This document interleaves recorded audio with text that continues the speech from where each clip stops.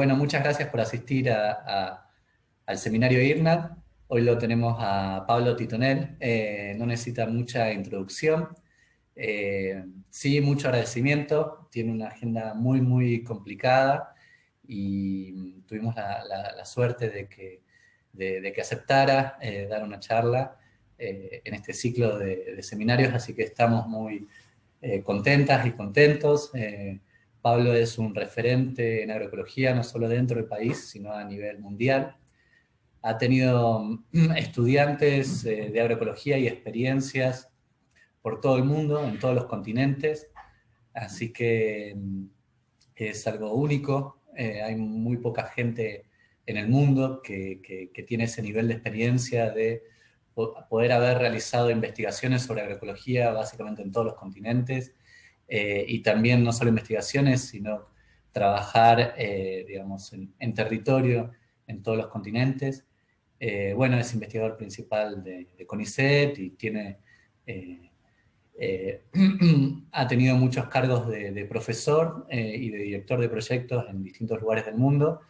Y para acá, porque si no voy a estar todo el día presentándole a Pablo. Bueno, muchas gracias y te dejamos presentar, Pablo. Gracias. Bueno, muchas gracias, Lucas. ¿Se escucha por el...? No, ahora tenés que abrir el... Hola, hola, ¿ahora? A ver, habla. Hola, hola. Ahora sí. Bien. Bueno, muchas gracias. Gracias, Lucas, por la invitación. La verdad es que es un placer para mí también estar acá porque es un instituto joven que está creciendo mucho, que hace agroecología con una mirada científica muy rigurosa, con mucha gente joven, con mucha energía. Así que está muy bueno. Está muy bueno que se haga, la investigación se hace acá en el país. Así que bueno, es un placer estar acá. Y le miro a Lucas que lo tengo acá al lado. Bien. Entonces voy a compartir la pantalla. Esperemos que no se caiga todo ahora. Venimos bien, ahí está. Vamos a hablar de las transiciones agroecológicas. Las transiciones agroecológicas, a diferencia de la transición agroecológica, es un poquito un juego de palabras. Y la pregunta guía para hablar de las transiciones agroecológicas es ¿por qué la agroecología no se difunde más rápido? ¿Sí? Normalmente cuando uno escucha una charla de agroecología siempre se empieza por hacer una crítica de la agricultura mundial, una crítica de la agricultura industrial, una crítica de los sistemas alimentarios, etcétera, etcétera, de lo convencional, de los pesticidas. Bueno, yo creo que a esta altura ya sabemos mucho de todo eso. Entonces yo no quise empezar la charla de esta forma, ya sabemos todos los problemas que hay. Y además también ya sabemos lo que es la agroecología. O sea, tampoco tengo que definirla a la agroecología, creo que todos sabemos lo que es, sabemos que es, digamos, el uso de conocimientos, de principios ecológicos para el manejo y el diseño y el manejo de sistemas productivos, y que tiene principios ecológicos y principios sociales, ¿sí? Porque sin la gente, los principios ecológicos no se pueden poner en marcha. Así que bueno, y además sabemos que la agroecología es un diálogo de saberes, ¿sí? Es un diálogo de saberes entre saberes ancestrales, tradicionales, saberes científicos, saberes paisanos, saberes urbanos. La agroecología es un diálogo de saberes, ¿sí? Entonces, ¿por qué la agroecología no se difunde más rápido? A pesar de todo el apoyo que hay, a pesar de que ya no es un tabú hablar de agroecología, todavía vamos muy lentos, ¿no?, en la difusión. Entonces, algunas de las razones son estas, no digo que son todas, ¿sí?, pero algunas que se me ocurren. Los riesgos, se percibe que hay riesgos asociados con pérdidas económicas, pérdidas de rendimiento, ¿sí? Se asume que la agroecología lleva a menores rendimientos. La falta de información, y esto no lo digo desde una postura peyorativa, sino de que muchos colegas me dicen, mira, necesitamos formarnos, necesitamos equipos, necesitamos investigadores, extensionistas, agricultores, docentes que enseñen agroecología, necesitamos formación en general, todos necesitamos formarnos. La investigación suele estar varios pasos detrás de la innovación de los agricultores. Muchas veces encontramos esos agricultores milagrosos, y voy a poner algunos ejemplos más tarde, que bueno, son muy inspiradores, que nos muestran un poco el camino a seguir, y que bueno, los investigadores muchas veces estamos detrás de ellos, tratando de entender cómo lo hacen y metiéndole ciencia a las cosas que ellos hacen. Y bueno, por ahí sería bueno que fuéramos en paralelo, que los investigadores nos acercáramos un poquito más a la innovación de los agricultores. Falta de políticas públicas de apoyo a las innovaciones agroecológicas, y esto es una realidad que está cambiando, ¿sí? Porque hay muchos países como el Uruguay o en Brasil, donde ya hay leyes nacionales de agroecología. Argentina no está muy lejos, tiene de hecho leyes provinciales, tiene algunas provincias que apoyan la agroecología desde hace mucho, hay municipios muy importantes que apoyan a la agroecología desde hace mucho, entonces están habiendo políticas públicas, ¿verdad? Por ahí uno podría preguntarse si las políticas están en el buen sentido, yendo en el buen sentido, o si las políticas públicas en realidad, por llamarse políticas de agroecología, están digamos, sesgándose un poquito y no abarcando los temas principales, ¿sí? Por ejemplo, uno podría imaginar que una política sobre acceso a la tierra es una política importantísima para la agroecología, ¿sí? Entonces, por ahí las políticas de agroecología deberían ser un poquito más amplias y tener más funciones de ampliación de derechos para poder llegar a una transición agroecológica. También, bueno, falta concientización o información al consumidor, ¿sí? Hay baja demanda por productos agroecológicos. También es algo que está cambiando, sabemos todas las innovaciones en términos de cadenas de valor que están desarrollando organizaciones como la UTT y demás, con esos puntos de venta, con un modelo de negocios, entre comillas, bastante simple, que es producir alimentos sanos a precios más bajos para las personas de menos recursos. Pero bueno, todavía subsiste, si uno se para en la puerta de un supermercado o de una verdulería y le pregunta a la gente qué es la producción agroecológica, la mayor parte de la gente no lo va a saber, ¿verdad? Entonces falta un poquito de información y llegar al consumidor con esta información. Existen barreras culturales para la adopción de la agroecología, y esto es algo que se ve también entre los productores en general bastante fuerte, ¿sí? Toda innovación en general, digamos, en muchas sociedades de campo, rurales, digamos, la gente tiende a ser bastante conservadora, no en el sentido político, a veces también, pero digo, en cuestiones culturales, en cuestiones bueno, repetir lo que venían haciendo sus abuelos o lo que se venía haciendo en la zona, y bueno, y a veces la agroecología se ve como una innovación, como algo que tal vez es raro, no sabemos de dónde viene, y el momento muchas veces en que un productor, una productora en una cierta región comienza a hacer agroecología, el resto lo mira medio raro, ¿no? Entonces también hay esas barreras culturales que también dificultan un poquito. Luego tenemos el conocimiento científico, ¿sí? Me parece que todavía nos falta, y yo lo digo como científico, nos falta muchísimo, muchísimo, en términos de tecnologías y de recomendaciones prácticas, ¿sí? Hay algunos enfoques, como la agricultura de conservación y demás, que tienen un paquete bien definido. Bueno, este es el paquete de la agricultura de conservación, que consiste de esto, esto y esto, ¿no? En agroecología no se puede hacer eso, porque la agroecología depende del contexto, es específica del contexto. Entonces, nosotros no podemos desarrollar paquetes agroecológicos, paquetes de medidas. Sí podemos pensar, por ejemplo, prácticas agroecológicas recomendadas para la horticultura urbana, prácticas agroecológicas recomendadas para la ganadería pastizal. Podemos pensar en algunas sugerencias, algunos principios, pero por definición no podemos generar paquetes, y eso lo hace más difícil, ¿sí? Y eso también pone en cuestión los modelos de transferencia tecnológica, que como su palabra lo indica, es unidireccional, ¿sí? Transferencia tecnológica, es una palabra que usamos mucho y tal vez no nos damos cuenta de lo que significa. Estamos asumiendo que nosotros sabemos mucho, transferimos la tecnología hacia alguien, y en agroecología sabemos que el conocimiento, la tecnología, no se transfiere, sino que se construye de manera conjunta, se co-construye. Por eso que también los nuevos sistemas de vulgarización, de extensión de la información, también tienen que adaptarse a esta nueva lógica de la agroecología, en la cual el extensionista deja de ser el que transfiere tecnología o conocimiento, sino que es el que facilita los procesos de creación de conocimientos, ¿sí? Entonces, eso es algo que hay que rever en el sistema científico y de extensión. Entonces, por todo esto, tenemos que pensar en cómo promover la transición a la agroecología, ¿sí? Estos son los desafíos, estas son un poco las razones por las cuales la agroecología todavía no hemos llegado a esta transición. Pero ¿cómo vamos a conceptualizar esta transición a la agroecología?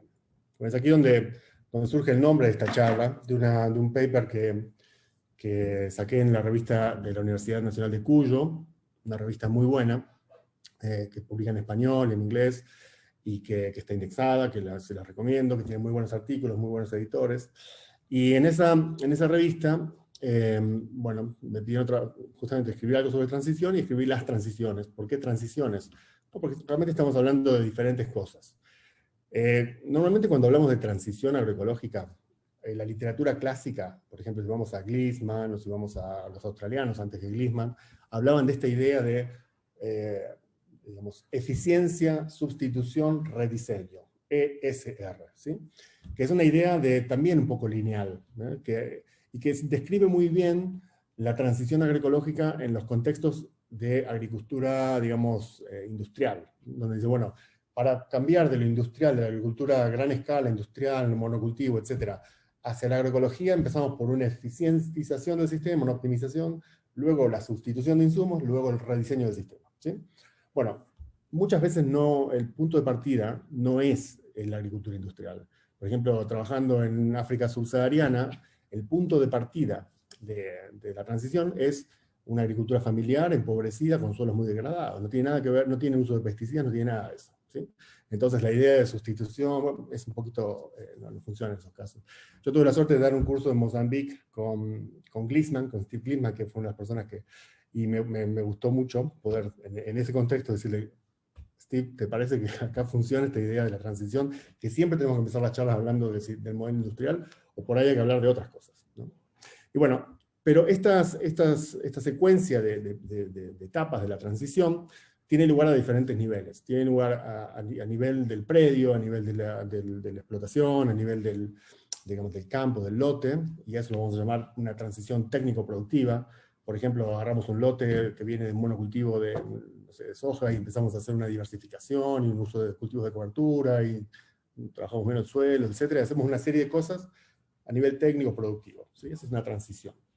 Pero para que eso ocurra necesitamos también una transición socioecológica, una transición a nivel de paisaje, a nivel comunitario. Cuando hablamos de procesos como, por ejemplo, la fertilidad del suelo, bien podemos razonar a la escala de una explotación o a la escala de un lote, pero cuando hablamos, por ejemplo, de procesos como el control biológico mediado por artrópodos o la polinización, como bien lo saben en este instituto, hay que hablar de paisajes. Ya no se puede hablar de un sistema, de un campo, sino que hablar de un sistema socioecológico como es un paisaje. Y luego también necesitamos las condiciones de contexto que sean favorables a la agroecología, y por eso hablamos de una transición político-institucional, ¿sí? Entonces por eso hablo de que son transiciones diferentes que tenemos que promover, y no todos los que trabajamos en agroecología estamos capacitados para trabajar a todos los niveles, sino que algunos de nosotros va a tener más influencia o más preferencia o más conocimiento para aportar a un nivel que a otro, ¿sí? Así que todos los aportes son necesarios. La diversidad es un atributo, en la agroecología. Para entender un poco la idea de transición agroecológica, podríamos pensarlo de manera un poquito abstracta, ¿sí? Para eso propongo usar esta idea de los modelos de estado y transiciones, en los que, bueno, es una versión simplificada de los modelos estos, pero en los que vamos a agrupar a los ecosistemas en función de la intensificación productiva de estos sistemas y de los servicios ecosistémicos, excepto el de provisión, que son capaces de proveer a partir de sus estructuras y funciones presentes, ¿vale? Entonces aquí vamos a distinguir en principio tres grandes tipos de sistemas, que son los sistemas naturales, los sistemas tradicionales y los sistemas industriales. El término tradicional e industrial es, la verdad que es muy poco feliz, pero es muy difícil encontrar un término que sea lo suficientemente abarcativo. Los sistemas tradicionales vamos a hablar de una agricultura predominantemente familiar, ¿sí? Mientras que en los sistemas industriales también pueden ser familiar, pero tienden a ser gran escala, mecanizados, monocultivos, ese tipo de cosas, ¿no? Hay una simplificación de las estructuras y las funciones del ecosistema, ¿sí? Y hay una especialización productiva, ¿sí? Mientras que en el sistema natural tenemos una multiplicidad de funciones, también en el sistema tradicional, porque en el sistema tradicional una familia que vive del campo, en el campo, necesita varias funciones, no solamente producir dinero y alimentos, sino que producir otras cosas, mientras que en un sistema industrial se especializa todo hacia una función casi exclusivamente productiva. El resto es menos importante, porque realmente no es hábitat humano tampoco, ¿sí? Ahora bien, tenemos sistemas degradados, que son sistemas de baja provisión de los servicios ecosistémicos, degradados en su estructura y función, pero además no son productivos tampoco, ¿sí? Porque ya están degradados. Y esos sistemas degradados pueden venir de ambos lados, pueden venir de un uso inadecuado de los recursos en la agricultura industrial, pero también en la agricultura tradicional y familiar. Ambos pueden degradar a los sistemas. Y también tenemos, y nuevamente aquí tenemos a los agroecológicos, ¿sí? Los agroecológicos, esto es un postulado, ¿no? Pero mi hipótesis es que son sistemas que deberían ser capaces de ser intensivos, en términos productivos, intensivos en conocimiento. No, intensivos no significa solamente alto uso de insumos externos, ¿eh? Puede ser intensivo en trabajo, en conocimiento, en un montón de cosas, en procesos ecológicos. Y al mismo tiempo son sistemas que proveen servicios ecológicos, que tienen una estructura y función recuperadas, ¿sí? Recuperadas a través del diseño y a través del manejo. Entonces la transición la vamos a caracterizar de esta forma, ¿sí? Las transiciones pueden ser transiciones desde el sistema tradicional o transiciones desde el sistema industrial. Y estas dos, digamos, trayectorias de transición son completamente diferentes, ¿sí? Requieren incentivos diferentes, requieren conocimientos diferentes, requieren facilitación diferente, ¿sí? Requieren un marco institucional también diferente. Y por instituciones me refiero también a los mercados, por ejemplo. Bien. También podemos pensar en transiciones que van desde lo degradado a lo agroecológico, o incluso de lo natural a lo agroecológico en zonas de desmonte, por ejemplo, ¿no? que son una realidad, aunque no nos guste. Bueno, es un ejemplo, esas son fotos tomadas en un agroecosistema en Minas Gerais, en Brasil, que ilustran un poquito todos estos estados de los que les estaba hablando, ¿sí? El estado natural, que vemos ahí en el bosque, pasando por los estados tradicionales, agricultura familiar, de mediana, pequeña escala, hasta un sistema, en este caso de café, a pleno sol, con altos insumos, un monocultivo, etc. ¿Sí? Con todos los problemas de la agricultura industrial. También tengo algunas fotos para ilustrar los otros sistemas, el sistema degradado y el sistema agroecológico. Y en este caso estoy mostrando dos fotos del mismo lugar, con 15 años de diferencia, ¿sí? Es un sistema que había sido completamente degradado por este tipo de agricultura y que fue restaurado utilizando prácticas agroecológicas. La restauración de suelos es uno de los imperativos de la agroecología, ¿sí? Se habla de que en el mundo el 25% de las tierras agrícolas está en un estado severamente degradado. Hay graduaciones, ¿no? Hay estados degradados, muy degradados y severamente degradados. Bueno, severamente degradados en un 25% son tierras improductivas. Esto es un problema, pero también es una oportunidad, porque si pudiéramos restituir la fertilidad y el funcionamiento de esos suelos, podríamos aumentar en 25% de la superficie agrícola mundial, pero al mismo tiempo, para restaurar esos suelos, tenemos que fijar carbono en el suelo, con lo cual podríamos sacar un montón de carbono de la atmósfera y ponerlo en el suelo para recuperarlos. Así que es una oportunidad. Y aún en estos ambientes, es una foto del Sahel, de una zona al sur del Sahara, donde hay suelos muy degradados. Lo que vemos ahí son campos agrícolas, muy degradados. En zonas como esta se puede hacer algo como esto, ¿sí? Que es la finca, la explotación de Umar Diabaté, un productor bueno, un productor agroecológico, muy innovador, que hace una combinación bueno, plantas anuales y perennes, con animales, que hace control biológico, que hace monitoreo de plagas él mismo, y que produce su propio biofertilizante, y lo que estamos viendo en la foto es a Umar dando cursos a otros productores sobre cómo hacer un biofertilizante, por ejemplo, ¿no? Entonces no solamente es una cuestión de producir y de restaurar el suelo, sino también de generar conocimiento y de compartirlo. Etcétera. Muchas innovaciones interesantes, y una que es central es esta idea del diseño, ¿sí? Y este es también uno de los desafíos que tenemos los investigadores y los extensionistas, que cuando nosotros promovemos otras tecnologías agrícolas, podemos promover paquetes, podemos promover recomendaciones de fechas de siembra, etc. Pero cuando promovemos agroecología no podemos promover diseño, así nomás. Tenemos que enseñar diseño, o tenemos que co-construir diseño, aprender a diseñar juntos, ¿sí? Nosotros como investigadores podemos enseñar elementos de diseño, cómo vamos del propósito a la función, a la estructura, cosas por el estilo, pero no podemos enseñar o dar un paquete de diseño, ¿sí? Entonces también esto genera digamos, un inconveniente o una dificultad a la hora de difundir la agroecología. Hay ejemplos como el de Umar, y hay ejemplos como el de Don Juan, que estoy casi seguro que la mayoría de ustedes lo conoce, así que no voy a profundizar en esto, pero quiero mostrar estos ejemplos porque son lo que llamamos las islas, ¿no? Los ejemplos aislados, digamos, esos productores o productoras iluminados que nos inspiran a todos, pero que son únicos, porque todos los vecinos de Don Juan, por ejemplo, en este caso, no son agroecológicos, ¿no? No están haciendo lo mismo. Sin embargo, Don Juan, cuando comparamos sus rendimientos con los rendimientos promedio de los vecinos, son los mismos, ¿no? Hablamos de trigo, por ejemplo. O cuando hablamos de costos, en realidad los costos de Don Juan son mucho menores que el resto, sobre todo en los últimos años, que el resto de sus vecinos, por lo tanto sus márgenes son más interesantes, ¿verdad?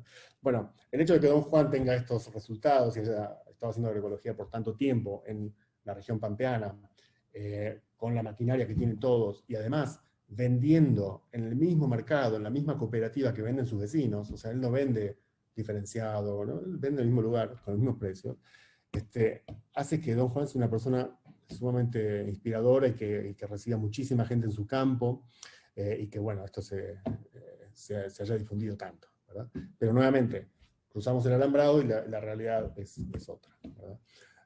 Este sería el Don Juan holandés. Es un señor que le pasa lo mismo, que es un señor que recibe premios todos los años, que se inventa sus propias máquinas, como la que vemos ahí, que tiene 80 hectáreas y 18 cultivos diferentes, que hace su propia experimentación, pero que cruzamos el alambre al vecino y el vecino hace otra cosa. Y así con muchos ejemplos de productores jóvenes, algunos haciendo cosas muy interesantes, vinculando agricultura, naturaleza, etcétera, pastoreo holístico, demás, y que son ejemplos, siguen siendo ejemplos aislados, ¿verdad? Entonces, ¿cómo podemos conceptualizar estos ejemplos aislados? Lo vamos a denominar nichos, innovaciones de nichos. Esto es, lo que voy a hacer ahora es usar la jerga de la gente que estudia sistemas de innovación, ¿sí? Este es un gráfico que es muy conocido en el área de sostenibilidad de las transiciones, en el área de innovación. O sea, es casi universal, ya casi no necesita ni referencia, por eso está puesto así, ¿sí? Pero si alguien quiere, le puedo dar la referencia original de este modelo, ¿sí? Pero es un conocimiento muy común en el área de innovaciones. Entonces, básicamente lo que hacen es describir a las innovaciones como parte de un régimen que lo llaman sociotécnico, ¿sí? Ese régimen sociotécnico es el que básicamente describe cómo vivimos, cómo consumimos, cómo usamos energía, cómo nos desplazamos, cómo nos comunicamos, ¿sí? El hecho de que hoy estemos utilizando Zoom, bueno, es parte del régimen sociotécnico, ¿verdad?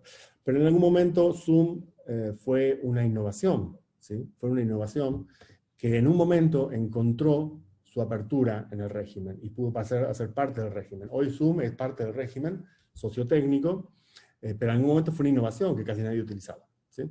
Entonces, esas aperturas que se generan, en este caso fue la pandemia, lamentablemente, que generó esta apertura, pero esas aperturas surgen de modificaciones que tienen lugar a escalas superiores. Lo que llamamos el paisaje sociotécnico, que tiene una evolución mucho más lenta en general, ¿sí? Y que hay diferentes retroalimentaciones entre el paisaje sociotécnico, el régimen y los nichos, ¿sí? Porque también muchas veces las innovaciones de nichos surgen porque los innovadores están leyendo algo que está pasando en el régimen y que ahí ven una idea y se les ocurre algo, ¿sí? Entonces yo propongo que la agroecología y muchas de las prácticas agroecológicas son innovaciones de nicho, que cada tanto tienen una apertura en el régimen sociotécnico, y que en realidad para describir este fenómeno tenemos que dibujarlo de esta forma, ¿sí?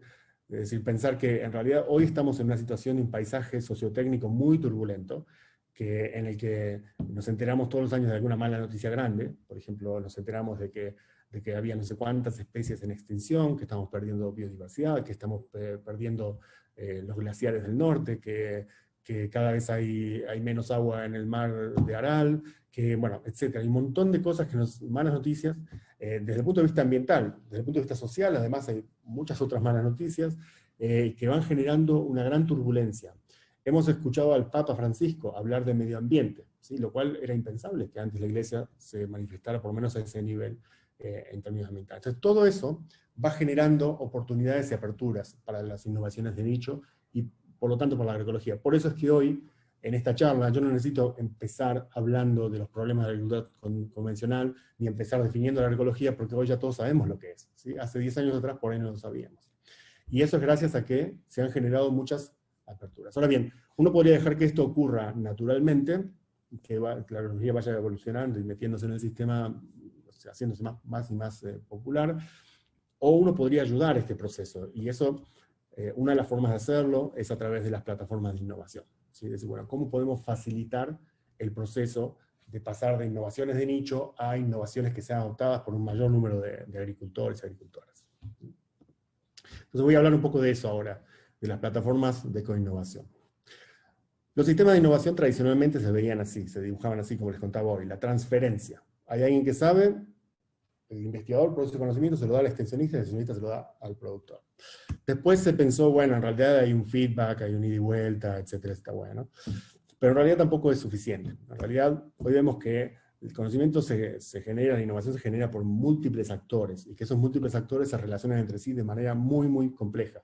Entonces, por eso hoy hablamos de sistemas de innovación, y no de transferencia, de enfoques de transferencia, sino de sistemas complejos que definen la innovación, donde hay actores de toda naturaleza, ¿sí? Y hay un diálogo de saberes. Entonces, las plataformas de innovación tratan de capturar eso, y tratan de vincular a estos actores, que los vamos a englobar en 3 grandes grupos, aunque pueda haber más, ¿sí? Pero grandes grupos serían la comunidad rural, la comunidad de la investigación para el desarrollo, y la comunidad de la extensión y gestión del conocimiento, ¿sí?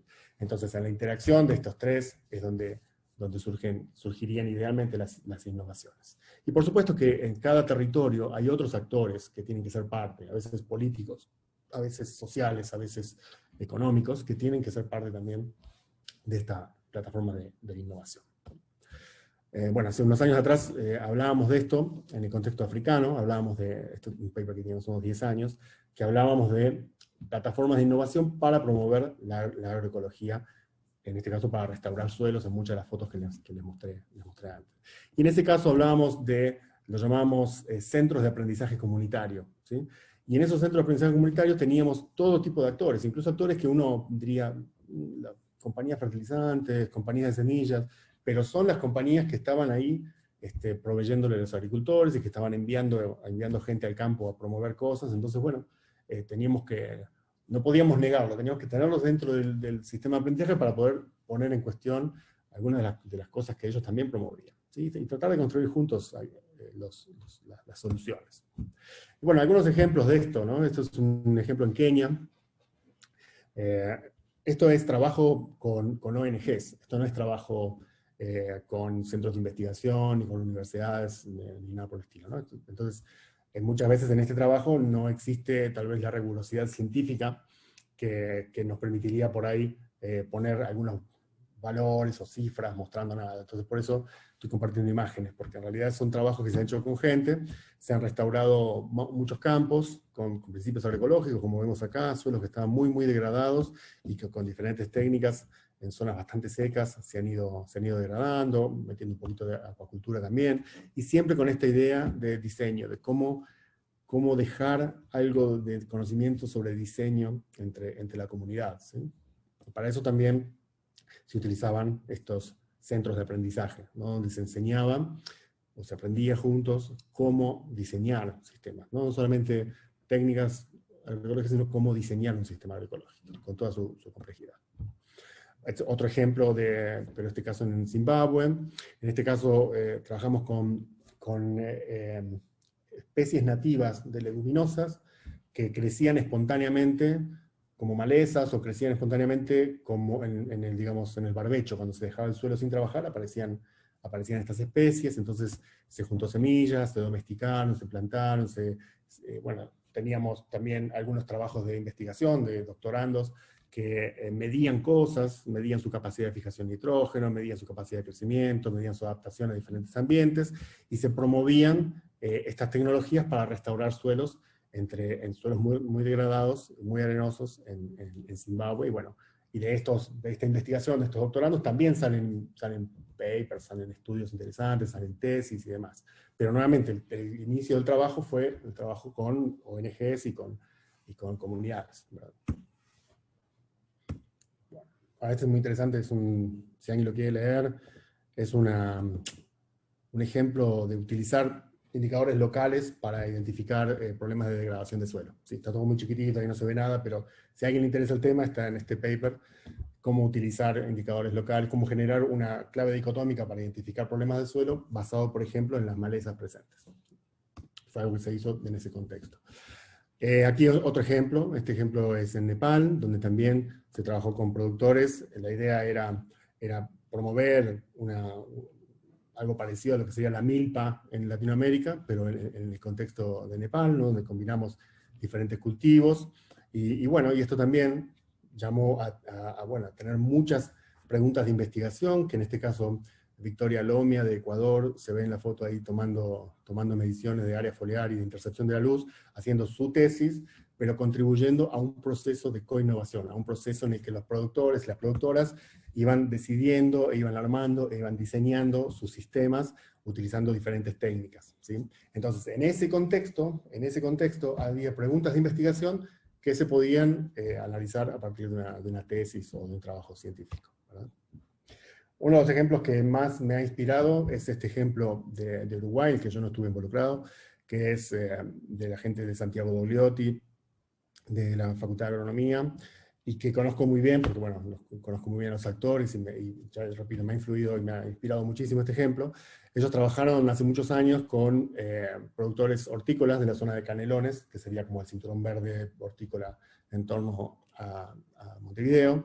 Y bueno, los productores tenían muchos problemas de suelos en la horticultura ahí, y bueno, la idea era cómo solucionar estos problemas, pero veían que digamos, el problema no era un problema necesariamente a nivel de predios, de lotes, sino a nivel de predio, de la organización del predio, ¿sí? Entonces se propuso esta idea de trabajar con un enfoque de sistemas complejos, en un ambiente de aprendizaje social y con un monitoreo dinámico de los proyectos. Y esto fue el sistema que ellos promovieron como el enfoque de coinnovación, en el que básicamente tenían estos problemas de suelo que en realidad conocemos bien las técnicas necesarias para recuperar estos suelos. O sea, las tecnologías para recuperar esto existen desde hace 100 años, o sea que no había nada de innovación en la tecnología en sí, pero sí innovación en la forma en que se llevó adelante el proyecto. Había un grupo de gente, un pequeño equipo, formado por productores, por extensionistas, por gente de la universidad, y esa gente tenía ese pequeño equipo que iban cada 15 días, cada mes, a visitar a los diferentes productores del proyecto, e iban viendo la implementación de medidas que se habían diseñado de manera participativa. Y entre otras cosas, utilizando modelos de simulación, utilizados por la Universidad de la República. Y entonces se iba haciendo este proceso de implementación de las medidas que se iban encontrando, que eran medidas de organización del sistema más que medidas técnicas, en términos de, por ejemplo, tiempos, oportunidad de los riegos, movimientos de trabajo, algunas técnicas como cultivos de cobertura, vinculación con animales, etc. Pero básicamente la innovación acá estaba en la forma en que se trabajaba, en que se iban monitoreando estas cosas, y había también otro grupo que era una especie de gran hermano, ¿no?, que iba observando al resto, y los iban observando y cada tanto se juntaban y hacían una recapitulación y una evaluación de cómo iba el proceso, ¿sí? Entonces esto permitía que se fueran organizando y que se fuera reviendo el proceso de innovación muy a menudo, ¿no? Y bueno, esto fue un éxito, en el sentido de que este estudio se hizo 6 años después de terminado el proyecto, y se vio el grado de adopción de diferentes técnicas que se le habían propuesto a los productores. El grado de adopción 6 años después del proyecto sería todavía bastante alto, entre 80, 70, 100% de los productores seguían utilizando cosas que se les propusieron durante el proyecto, excepto tal vez tomar notas, ¿no? Como dice acá abajo, solamente el 40% seguía, pero bueno, eso cuesta mucho, ¿no?, incluso a nosotros, ¿verdad? Así que bueno, eso es interesante, que a veces un sistema de coinnovación bien pensado, bien organizado, permite tener resultados de largo plazo, ¿no? Y permite que no nos pase lo que nos pasa muy a menudo, que es, vamos a trabajar a un territorio, trabajamos con los productores, con un proyecto, tenemos plata, hacemos un montón de cosas, termina el proyecto, se terminó todo. Se terminó la adopción, se terminó. Bueno, estoy exagerando, nunca es tan así, pero muchas veces nos pasa, ¿sí? Que cuando queremos volver a los años y ver qué quedó de todo eso, vemos poco, ¿no? Salvo en algunos casos. Esta idea de la coinnovación se utilizó en varios otros contextos. En este caso, estoy mostrando una foto de Holanda, donde hicimos algo similar con productores orgánicos. En este caso el tema era otro, no era la horticultura, pero era el tema de cómo diversificar la producción, digamos, mecanizada a gran escala.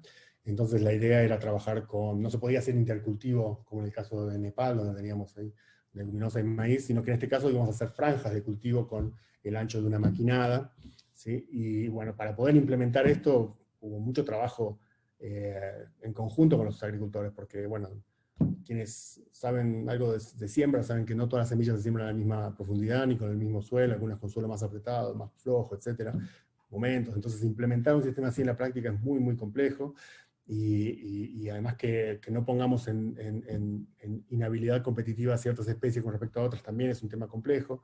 Así que bueno, hubo mucho aprendizaje en conjunto para lograr poner esto, y hoy se hacen, algunos productores están haciendo esto a gran escala, ¿sí? Con resultados muy, muy interesantes. Pero también, nuevamente, en estos sistemas, en estas plataformas de coinnovación, teníamos el conocimiento de los productores y las productoras, los científicos, y teníamos una serie de nuevos productos científicos como tesis, que miraban, por ejemplo, a la presencia de enemigos naturales, o miraban la evolución de las enfermedades de la papa, por ejemplo, cosas muy, muy diversas, muy diferentes preguntas de investigación que surgían de esta interacción con los agricultores. Y hasta teníamos agricultores y agricultoras sentados en el aula con nosotros. Bueno, este enfoque que empezamos ahí en Wageningen luego se usó en muchos otros lugares a través de proyectos europeos, no necesariamente el tema de las franjas de cultivo, pero sí la idea de la coinnovación, la idea de cómo trabajar en la co-construcción de conocimientos. Y también en Argentina, en Córdoba, cuando aún estaba en el INTA, trabajamos mucho con colegas del Cinturón Verde de Córdoba, con colegas de la ciudad de Córdoba, con colegas del INTA, de la agencia Ciudad de Córdoba, pero también con gente del INTI, con gente del CONICET, con gente de la universidad. Teníamos un grupo muy, muy, muy diverso, muy, muy interesante, con el CIAP, que es un centro de doble dependencia CONICET-INTA, en las afueras de Córdoba. Y ahí se trabajaba con la misma idea de trabajar con agricultores, co-innovando, generando conocimiento de manera conjunta, pero al mismo tiempo también generando investigación de base que nos hacía falta para responder a algunas preguntas que los mismos productores y productoras tenían, ¿verdad? Así que bueno, nuevamente esta idea de que podemos hacer esa construcción colectiva. Y para ir terminando, quería mencionar el otro nivel de transición, que es el de las políticas e instituciones, ¿sí? Que también es importante. Y para eso no hay nada mejor que el caso de Brasil, que muchos conocemos, ¿sí? Que fue un caso excelente porque, por los números, más que nada, al principio, digamos, cuando empezó el siglo, este último siglo, el siglo XXI, se generaron esta idea de los objetivos del milenio. Ahora hablamos de objetivos de desarrollo sostenible, pero antes estaban los objetivos del milenio, que era hasta el 2015 lograr esto y el otro, ¿no? Todas grandes objetivos. Y Brasil fue el único país en el mundo que logró todos de ellos, que es erradicar el hambre y reducir la pobreza extrema, ¿sí?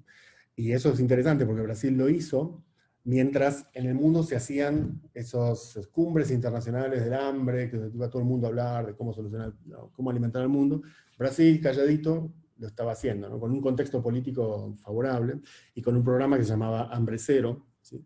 Y que con una realización importante, ¿no? Saber que, digamos, el 70% de los alimentos consumidos por los brasileños venían de la agricultura familiar. Entonces, este tema no lo iba a solucionar la agricultura de gran escala.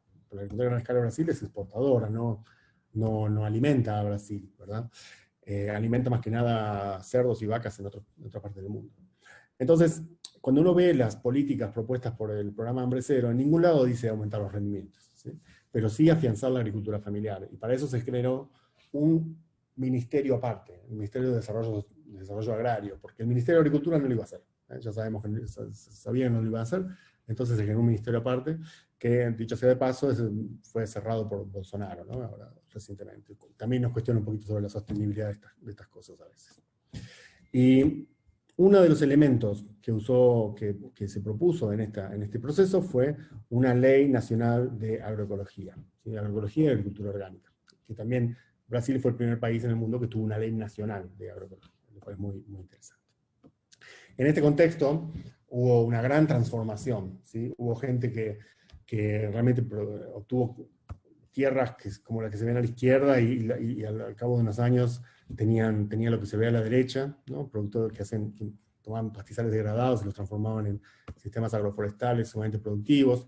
Veíamos incluso el papel de la iglesia en ayudar, en apoyar a estos procesos en el campo, el papel de los sindicatos, como se ve en esta foto, que fue muy importante, incluso las escuelas. Esto es una foto de una escuela rural con orientación agroecológica, una foto que tomé en el año 2012 o 11 o algo así. O sea, ya hace 10 años ya había escuelas rurales con enfoque agroecológico, ¿no? en ese contexto.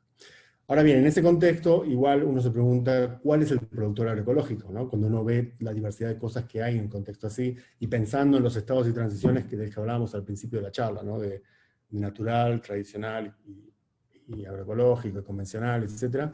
Entonces ahí una tesis de Heitor Teixeira, un estudiante brillante, que, bueno, estuvo analizando unas 100, 115, en realidad, sistemas productivos, y generó una tipología sobre la base de una serie de criterios, una tipología que justamente reproducía esta idea de que había productores tradicionales, convencionales y agroecológicos. De hecho, él fue muy inspirador para que yo luego escribiera lo que les presenté antes.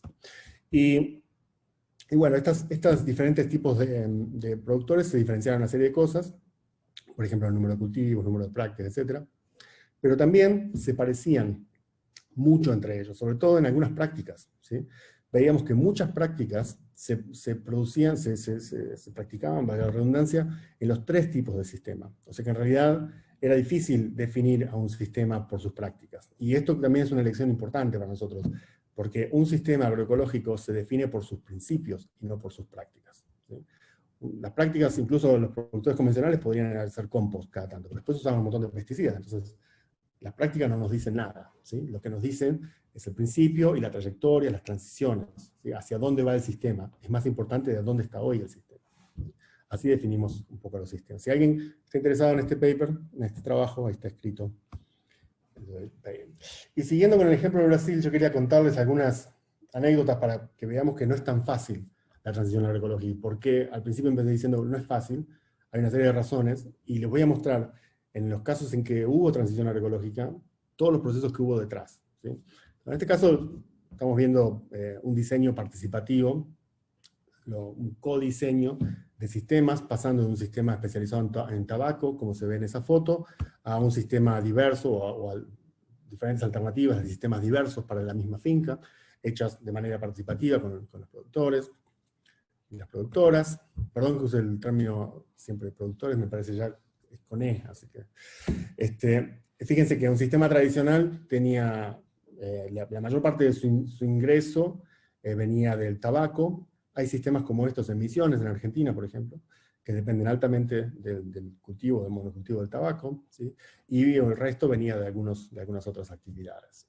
En el sistema alternativo se planteaba algo diferente, se planteaba tal vez incluso no eliminar completamente el tabaco, o sí, dependiendo, pero sí diversificar el sistema, ¿verdad? Diversificar notablemente el sistema.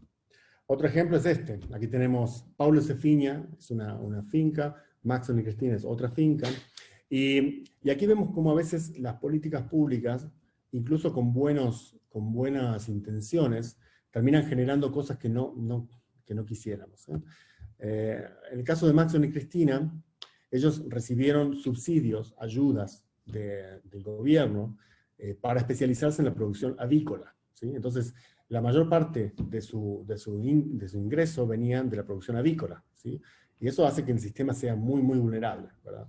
Ahora, en términos económicos, vemos que los flujos de capital, en la escala acá es la misma, ¿no? Entonces, los flujos de capital, en términos del Producto Bruto, etcétera, etcétera, eran bastante diferentes, porque obviamente un sistema especializado avícola con insumos y demás, tenía otros flujos de capital. Está bien que además ese sistema avícola tenía que importar el maíz para alimentar a esos pollos de otras partes de Brasil, o sea que también era dependiente de otros sistemas. Entonces, si los comparamos a este sistema diversificado, familiar, entonces este sistema especializado, también familiar, pero con mucho apoyo, muchos insumos externos, vemos que el ingreso bruto es bien diferente, ¿sí? Pero que la renta neta no es tan diferente. La renta neta es básicamente la misma, y con mucho menos riesgo en este caso, y con mucho más diversidad también, con un efecto positivo sobre la diversidad de la dieta de las personas que viven ahí, ¿sí? No solamente la diversidad en términos del mercado y demás, pero también, o de ecológicos, pero también en términos de la dieta de las personas que viven ahí, ¿sí? O sea, la dieta, en definitiva, la renta era básicamente la misma. Y fíjense entonces que una política bien intencionada, que era ayudar a los productores, los pequeños productores a especializarse en producción de pollo en este caso, no terminaba generando una dependencia y generando un riesgo mayor, ¿verdad? Y estos procesos de transformación de los sistemas en sistemas agroecológicos, en realidad requieren de mucho apoyo y de mucha institucionalidad. Entonces, Paulo Petersen, un colega y amigo de Brasil, hizo esta animación que les voy a compartir ahora, que muestra qué pasó en este territorio entre los años 98 y 2000 tanto, no sé, porque yo estoy justo, mi pantalla está justo delante ahí está. ¿Qué pasó en este territorio? ¿Cuáles fueron los procesos? Y voy a poner en marcha la animación para que la vayan viendo, ¿sí?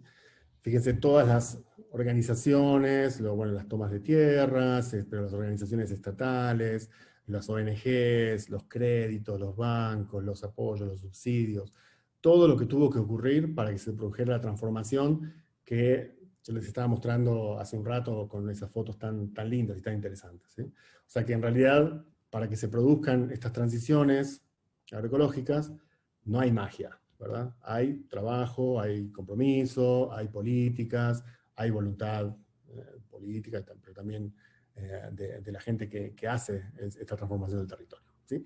Así que bueno, es importante, a mí me gusta mucho compartir esta imagen porque muestra un poco la complejidad y lo que hace falta para lograr la transición o las transiciones. Y aquí, para terminar, quería compartirles esta idea, que la compartí varias veces, que retoma un poquito el concepto de transición clásico, ¿no? Donde hablamos de coeficiencia, sustitución y revisión del sistema, pero que reconoce que existen diferentes forzantes, ¿no? Si nosotros nos paramos aquí, digamos, la optimización, la mayor parte de la investigación agrícola tradicional que hacemos es optimización, ¿no? Tratamos de hacer lo mismo que estamos haciendo, pero hacerlo mejor, hacerlo más eficientemente. Eso está bueno, porque nos hace mejorar la eficiencia, pero de por sí no nos va a llevar a una transformación del sistema. Después están las demandas de mercado, o las regulaciones, que nos llevan un poquito más lejos, ¿sí? Son importantes, por ejemplo, las regulaciones ambientales, lo que se puede o no se puede hacer, dónde se puede aplicar y dónde no, tiene un efecto importante. En las demandas, como por ejemplo la demanda por productos libres de pesticidas, orgánicos, etc., también tienen una influencia en la transición, pero no nos van a llevar mucho más allá de la sustitución de insumos. Si queremos ir más allá, tenemos que pensar en la coevolución de las organizaciones sociales y tenemos que pensar en planes de desarrollo territorial, ¿sí? Como les mostraba en el caso de Brasil, estas transformaciones, esas transiciones a la agroecología no se hacen solamente con tecnología y conocimiento, sino se hace también con escuelas, con caminos, con centros de salud, con educación en agroecología, con sindicatos, con sistemas de comercialización, etc. O sea que la institución, digamos, la innovación institucional es tan importante como la innovación técnica para lograr esta transición, ¿sí? Y obviamente hay zonas de vulnerabilidad que tenemos que tener en cuenta para que los productores no se queden estancados ahí. Así que bueno, les quería agradecer y quería mencionarles que no hablé de esto, pero que probablemente sea motivo para otra charla. El año pasado, junto con Lucas y con otros colegas, escribimos un paper sobre la agroecología en la agricultura de gran escala, ¿no? De mecanizada, comercial, etc. Y propusimos una agenda de investigación, será para discutir en otra ocasión. Muchas gracias.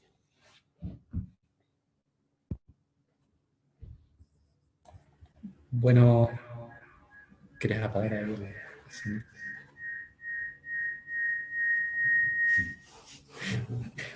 Gracias, Pablo. Vamos a recibir algunas preguntas en el chat y voy a dejar directamente que Pablo las lea y él conteste, así nos seguimos acoplando.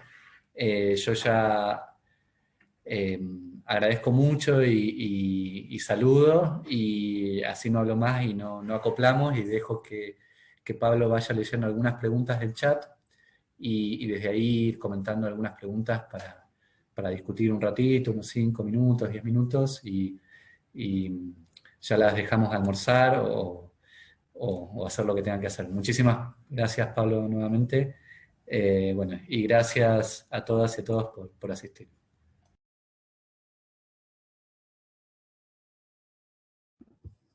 Bueno, acá hay una pregunta que es, los papers y revistas que mencioné, si se pueden, incluso yo puedo dejar la presentación, si quieren, en algún lado. Nosotros queda grabada en YouTube. Queda grabada en YouTube, así que... Bien. Está grabada en YouTube, y también me pueden contactar para cualquiera de los papers que aparecen ahí, se los puedo mandar. La limitación para la implementación de las transiciones sostenidas en el tiempo, si son los extensionistas la limitación, yo no sé si son los extensionistas son la oportunidad. ¿no? Son la oportunidad para poder sostener transiciones en el tiempo. Yo he trabajado en muchos países donde desapareció, donde en los años 90, con las reformas estructurales que tuvieron lugar en Argentina, pero en todo el mundo, no todo el mundo, los países de ingresos medios y bajos, se perdió el sistema de extensión. En muchos países se perdió. Y cuando yo les cuento que en Argentina, en el INTA, todavía tenemos extensión, la gente dice, bueno, ustedes sí que tienen suerte, ¿no?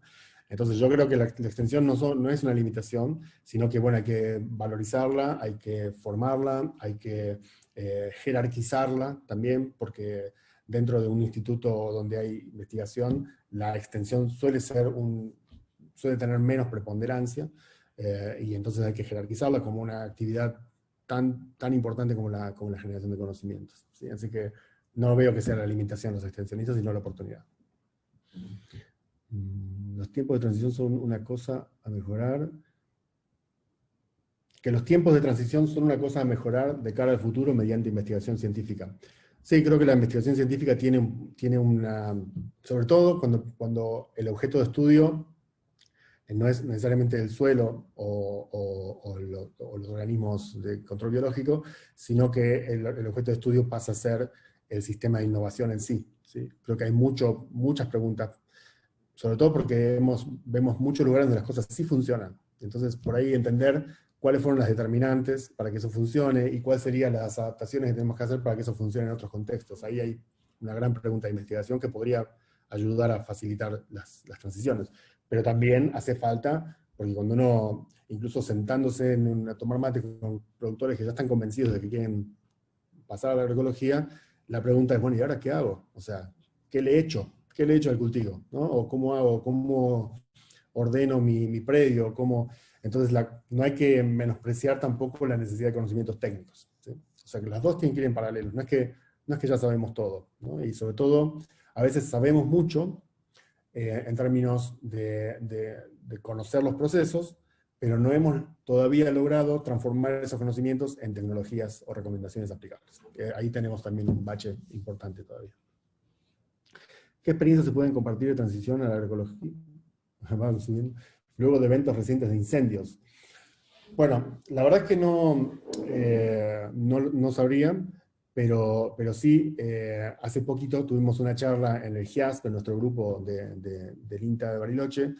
Tuvimos una charla de un colega de Puerto Rico que nos dio una charla sobre cómo la agroecología ayudó a generar resiliencia frente a los huracanes, ¿sí? Obviamente el huracán es una cosa diferente al incendio, pero no deja de ser una catástrofe que dejó todo completamente destruido y la gente tuvo que empezar de vuelta, pero se veía incluso ahí que los sistemas agroecológicos tenían una mejor infraestructura como para recuperarse más rápido que los sistemas, los monocultivos, por ejemplo. Así que de la experiencia de otros tipos de catástrofes tal vez se pueda aprender.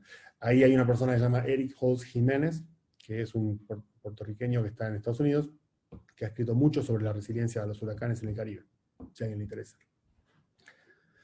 Planteas que los procesos de transición son más largos de lo que inicialmente se preveía. ¿Cuáles serían los facilitadores en términos de políticas públicas? Bueno, creo que al principio decía que a veces las políticas de agroecología, con muy buenas intenciones, terminan siendo bastante focalizadas en la agroecología y por ahí no se habla de otros temas que son conducentes, ¿sí? Por ejemplo, si uno habla de acceso a la tierra o acceso al agua, ¿sí? Parecería que son políticas que pasan por otro lado y que en realidad a veces son tan importantes como una política que promueva la agroecología en sí. Entonces, yo creo que las políticas siempre tienen que responder al contexto, ¿sí? Una política de germoplasma, de protección de germoplasma, de semillas, es importantísimo para la agroecología. Algunas políticas, como por ejemplo las de prohibición de uso de pesticidas alrededor de los pueblos o de las escuelas, han sido también un motor enorme para la agroecología y de manera por ahí inesperada, ¿sí? Entonces muchas veces las políticas no necesariamente tienen que tener el título de agroecología para ser políticas que promuevan a la agroecología. En Argentina, yo creo que uno de los grandes temas que tenemos que mejorar y trabajar es la tierra, ¿sí? Bueno, todo el mundo dice, bueno, vas a hablar de reforma agraria, etcétera, etcétera, pero realmente creo que una reforma agraria tiene que empezar por rever el tema de los arrendamientos, ¿sí? Y estamos hablando de dos contextos diferentes, porque por un lado tenemos los arrendamientos en la agricultura pampeana de gran escala, que estamos hablando de un 70% a veces de la tierra que se trabaja mediante arrendamientos, lo cual es un factor de insostenibilidad, ¿no? Porque nadie que arrienda la tierra se va a preocupar con lo que pase con esa tierra en 20 años, ¿sí? Y además eso promueve que el productor desaparezca, se vaya al pueblo y ya deje de ser productor, y se pierda todo ese conocimiento, que es invaluable, ¿sí? O a veces que el productor se transforme en un contratista que trabaja para alguna empresa y esa empresa tiene una lógica de producción que no se condice con la agroecología, primero porque uniformiza para poder reducir costos, tiene unos costos menores porque van a negociar directamente con las grandes compañías, no van a comprar a la agronomía del pueblo, no generan trabajo local, no generan movimiento económico local. Además también tienen un negocio de volumen, entonces se pueden permitir usar 9 o 10 litros de glifosato por hectárea, porque igual tienen tantas hectáreas que el margen, aunque es pequeño, les funciona. Entonces es todo un sistema que va completamente en contra. Entonces revisar ese sistema sería muy importante, porque no podemos hacer agroecología sin el productor en el campo. Tenemos que, el productor y la productora, tenemos que recuperarlo y que se quede en el campo. Ver temas de seguridad, de acceso, de comunicación, etcétera también.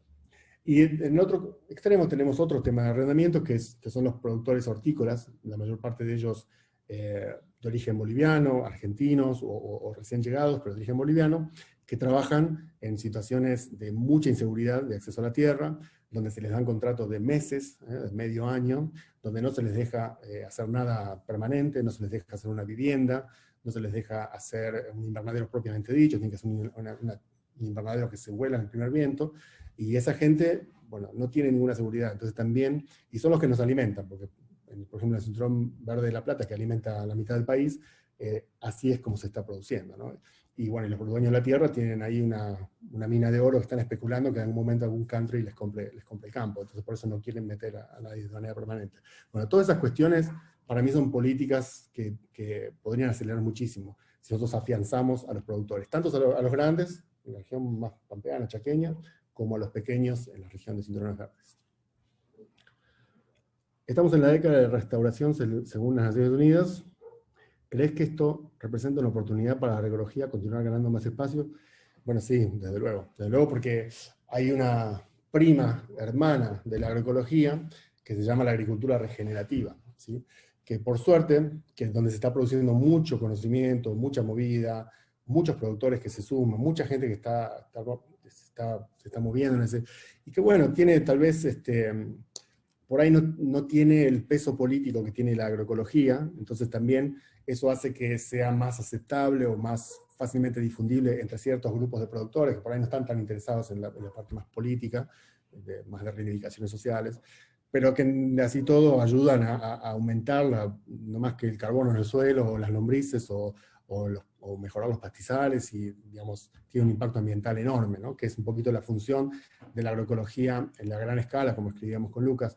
La idea es que la agroecología en la gran escala, si nosotros cambiamos un poquitito el manejo de los grandes productores, como las superficies son tan amplias, tiene un impacto ambiental enorme, ¿no? Entonces, un pequeño esfuerzo ahí puede tener un impacto muy, muy, muy grande también.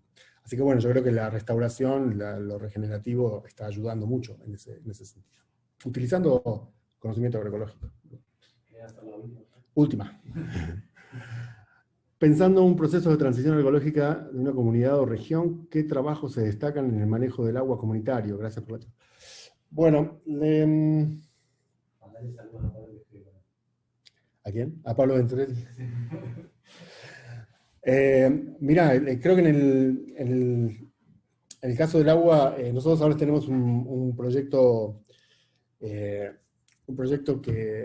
es financiado por la Unión Europea, acá en Nor Patagonia, con el INCA, pero también trabajamos en Córdoba, y en Colombia, y en La Plata. Y es un proyecto de adaptación al cambio climático, y donde el foco es el agua, justamente, donde estamos trabajando.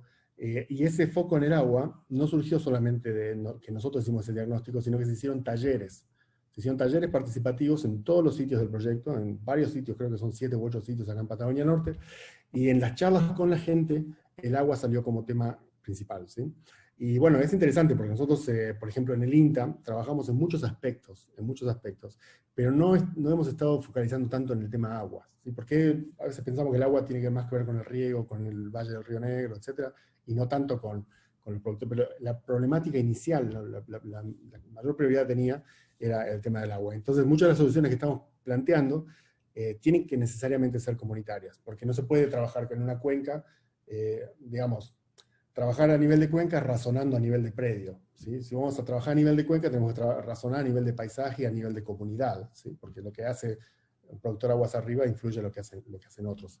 Así que creo que la agroecología, bueno, el agua es como una especie de estudio de caso clave, ¿no? Para ejemplificar la necesidad de trabajar a nivel de paisaje. Muchísimas gracias. Hay un montón de preguntas, pero se nos va el tiempo. Gracias.